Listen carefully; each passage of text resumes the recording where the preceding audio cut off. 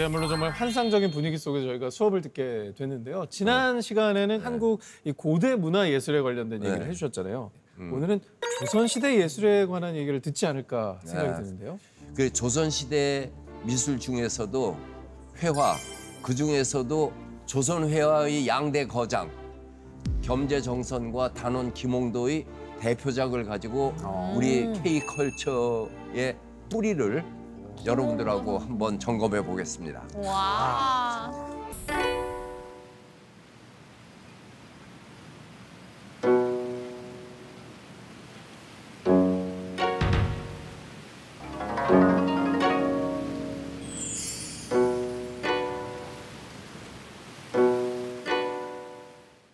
우선 겸재정선이 어떤 사람이었을까 하는 걸 그냥 간단히 얘기하면은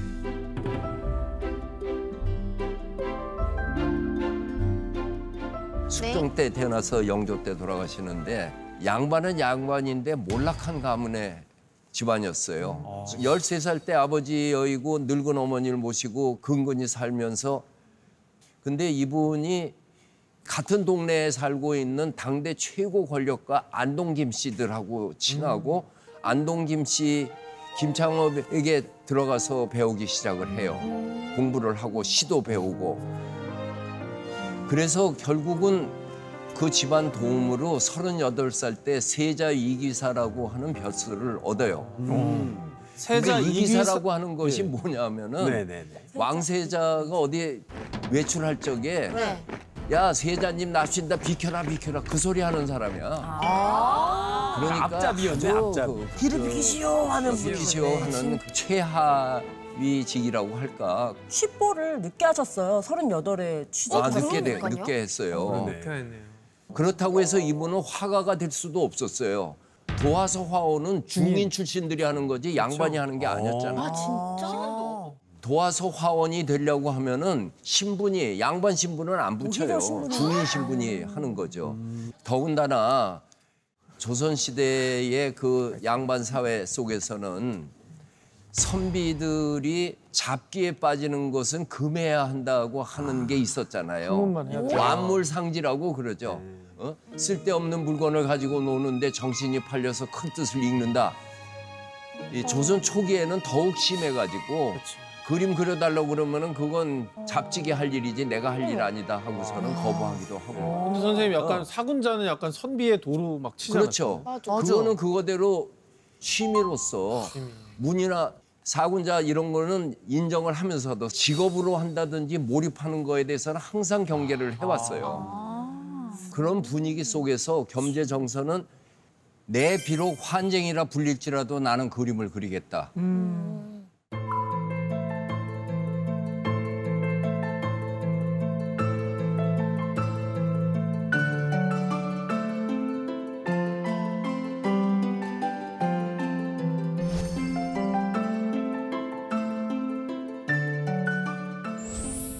지금 화면 속에 보이는 그림들은 어떤 그림인 거예요? 계자원 화보. 계좌. 이 그림이 옛날에는 미술 교과서라고 하는 거가 따로 없었을 거 아니에요. 네. 그랬는데 중국에서 화본이라고 하는 미술 교과서를 만들어 가지고 목판화로 찍어서 나온 거를 우리 임진왜란 이후에 화첩들이 많이 수입되기 시작합니다. 오. 그래서 이거 솔나무 잎은 이렇게 그려라. 또 난초는 이렇게 쳐라 하는 그 책이 있어요, 화본이. 교본이네요. 예술 교과서네요. 교본이에요, 교본. 그림책이네, 그림책. 임진왜란 병자호란 지나고 나서 그림책들이 목판에서 들어오면서 갑자기 눈 뜬 거예요. 오.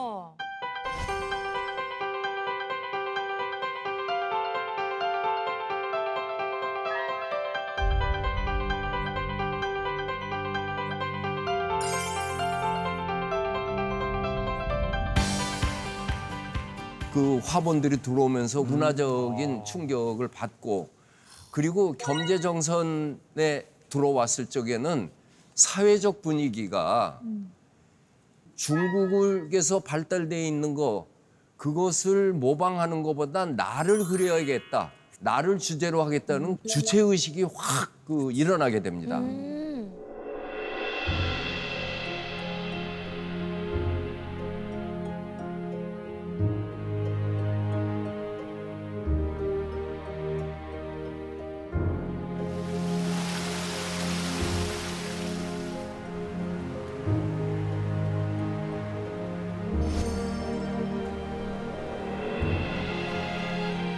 그것이 겸재정선에 왔을 적에 진경산수라고 하는 새로운 장르를 개척해 나가게 되는 계기를 갖는 거예요. 그 전에도 실경을 그린 그림이 조선 초기부터 일부 있었지만 지도 비슷하게 그리거나 또는 무슨 기록적인 의미였지 아름다운 내 나라 강산을 그린다고 하는 그런 감정을 담은 풍경화는 아니었어요. 아니었다.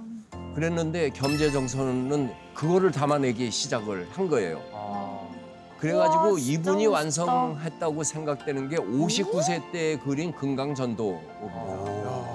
와 이거 어떻게 아니, 이렇게 그렸지? 36살이 다녀오시고 이거- 거의 20년 넘어서 넘어서예요. 그러면 어떻게 기억을 다 해요? 그게 겸재정선은 자기가 2차례 갔다 온 다음에 금강산 곳곳에 있는 풍광을 머릿속에 기억해가지고 계속해서 자기식으로 회화 변형을 해요. 너무 잘 그렸지. 북한산에 가서 북한산을 그리면 북한산을 그릴 수가 없습니다. 그렇죠. 근데 북한산을 한번 등산하고 내 방에 와서 그리면은 인수봉은 이렇게 생겼고 만경봉은 이렇고 깔딱고개는 이렇게 생겼고 그 이미지가 들어오잖아요. 그거를 조합하는 거예요. 겸재가 어떻게 저걸 봤겠어요 그때? 헬리콥터를 타요, 비행기를 타요. 되게 신기해요. 그러니까 시점이 되게 신기하잖아요. 위에서 이렇게 보는 저거를 시점이잖아. 부관법이라고 그러는 걸로 신기해. 벌즈아이 뷰, 새가 바라보는 것과 같이 그리니까 전체를 다 그려낼 수 있죠. 신기하다. 이게 가만 보면은 이쪽 왼쪽에는 저 푸른색이 많이 있는 데는 점을 많이 찍었죠. 네. 그래서 뭐가 그쪽은 진해. 근데 이쪽은 수직선을 많이 해서 1만 2천 봉을 그리잖아요. 네. 1만 2천 봉을 저기서부터 뺑 돌려 그리면서 맨 아래쪽에 있는 거는 봉우리 자체가 이렇게 휜 것처럼 그렸어요. 네네네. 그러니까 화면의 재구성이죠. 와. 그러니까 보는 사람의 눈과 가슴을 압도하는 드라마틱한 연출을 해서 실제 눈으로 본 거 풍경을 훨씬 더 감동적으로 잡아냈기 때문에 명화가 되는 겁니다.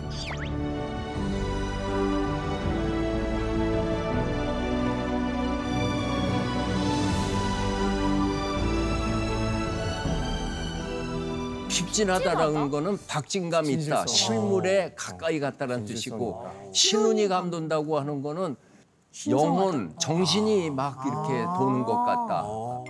영혼이 힘이 있다. 살아있다. 멀리서 보면 그냥 뭐 산 봉우리가 이렇게 그냥 그것만 보이는데 꼼꼼하게 보면 뭐 여기저기 뭐 보니까 한옥 뭐 집 같은 것도 있고 God is in the details라고 해서 네. 디테일이 아름답다고 그랬죠. 네. 이 그림에 숨은 그림 찾기 할 것 같은 도상들이 나와요. 숨은 한번 그림 봐봐요. 찾기요? 숨은 그림 찾기요? 들 집들이 일단 있고요. 도 여기에 있고요. 사자바위가 있는데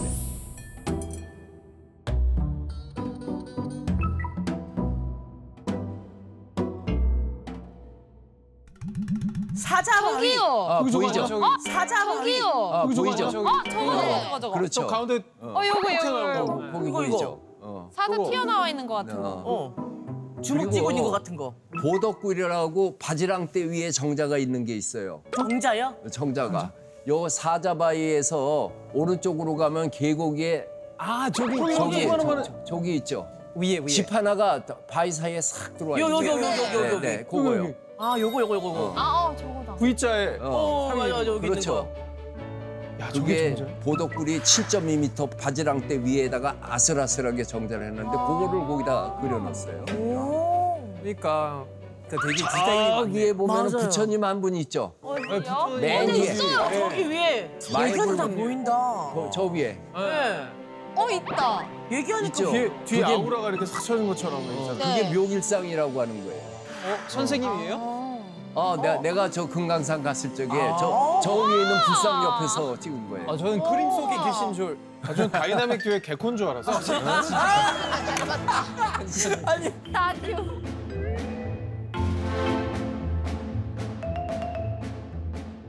진경산수의 반대 개념은 관념산수예요. 관념산수. 관념산수, 관념 속에 있는 산수를 그리는 거예요. 진경산수는 실제 있는 거를 보고 그리는 거고. 실경. 네. 여러분 몽유도원도 들어봤죠? 네. 네, 몽유도원도가 관념산수의 대표적인 거지. 뭐 이렇게 실제 있지도 않을 안평대군이 꿈속에 복숭아밭이 꽉 차 있는 아름다운 곳을 간 거예요. 그래서 그 꿈을 안견에게 그림으로 그려오라 했더니 3일 후에 저렇게 완성을 해왔다.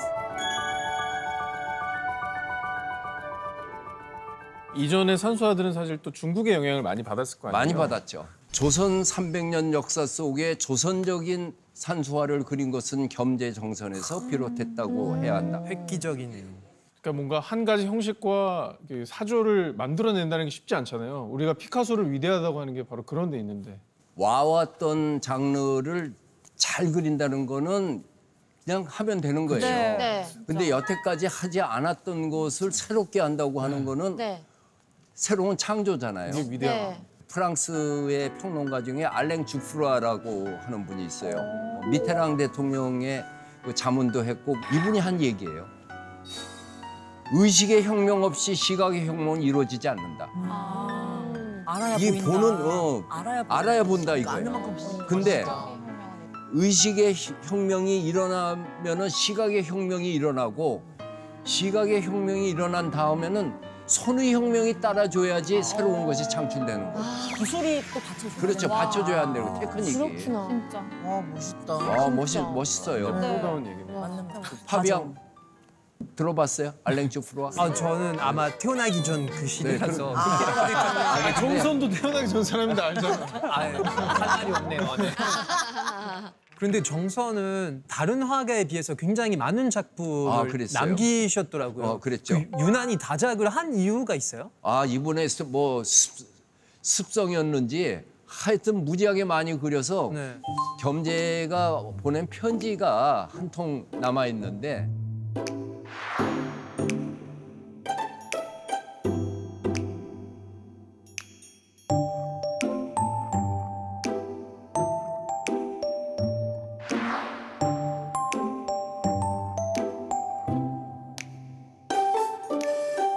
구절을 보면은 그림 부탁 와가지고서 독촉을 하니까 내가 그리긴 그리는데 또 그림 부탁할 적에는 그 당시에 양초를 같이 보냈어요.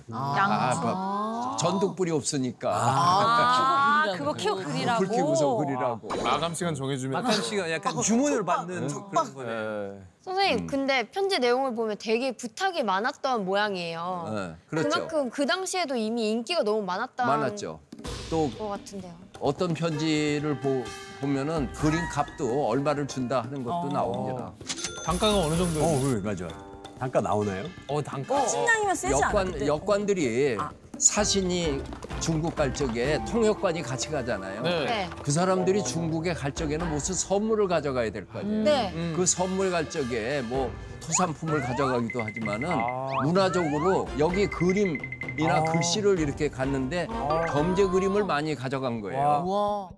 역관이 갈 적이면은 겸재한테 와가지고 그림을 샀죠.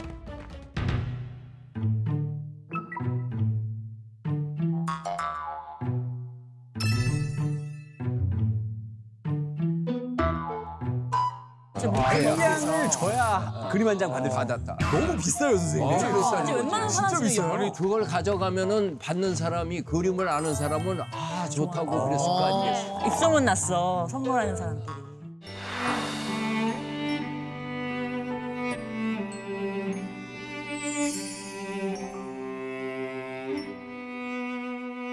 오십구 세 그때 됐을 때 어머니가 돌아가셔요. 아이고. 그래가지고 벼슬 하던 거를 놓고 서울로 올라오게 됩니다. 옛날에는 3년. 신상을 당하면은 3년상 지낼 때까지는 관직에서 그렇죠. 면제되는 줘야 돼요. 거거든요. 3년상 치르고 나니까 다시 벼슬이 주어졌어요. 현령 벼슬을 받아가지고서 떠나는데 그때 그 절친 사천 이병현이 시를 하나를 써서 보내주는데 그 시가 낭망적이다.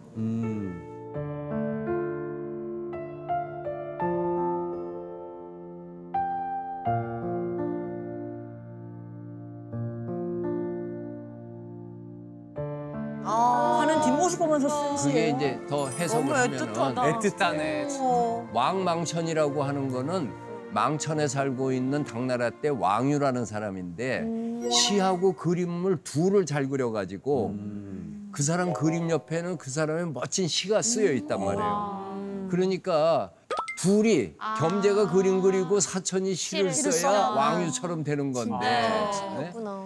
근데 이제 헤어지니까 피처링. 그림하고 시하고 떨어지니까 둘 다 반쪽이 됐다 이거예요. 아이고. 돌아가는 나기는 벌써 멀어졌지만은 아직도 보이는구나. 절절해. 강서에 지는 강서쪽에 한강 서쪽에 지는 노을을 원망스럽게 바라보는. 그건 사랑인데요. 숨겨왔던 그래가지고 애틋해, 저 애틋해. 친했나 봐요. 진짜. 얼마나 멀리 떨어졌나 한번 봅시다. 네.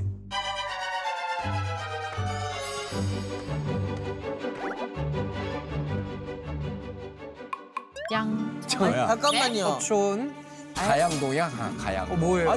아니 지금 표시돼 있는 저 두 쪽을 아 이거 간 지하철 거예요? 타고 지금- 10분이에요. 저렇게 떨어져 한 몇 년 못 보는 줄 알았어요. 나저 밑에 부산 저 밑으로 가고 저 위로 가는 줄 알고.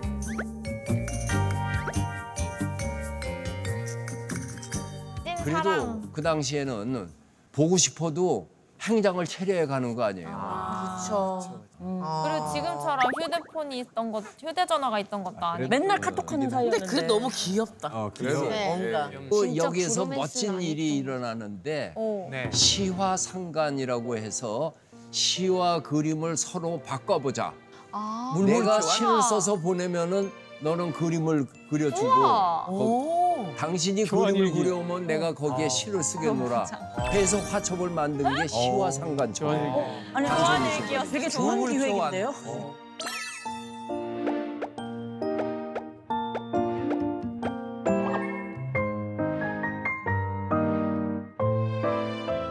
그게 남자 작사 그 여자 작곡. 그거가 이제 남자 작사. 그렇게 해서 이루어진 것을 묶은 거가 경교 명승첩. 경은 서울이고 교는 교회.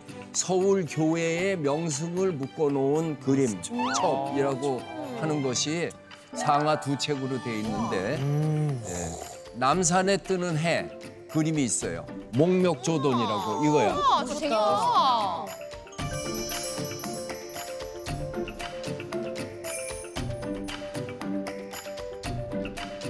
목멱산. 이거 새 목멱산에 해가 떠서 딱 걸리는 것을 양천향교역에서 바라보면 이렇게 와, 나와 있는 저 해가 해가 쟤도 되게 포인트가 된다. 양천현령에 있는 동안에 그린 그림들을 보면은 아주 편안해. 아마 그때 편안했을 거예요. 마음이 그런가 보다. 마음이. 여기에 사천이 쓴 이 시야.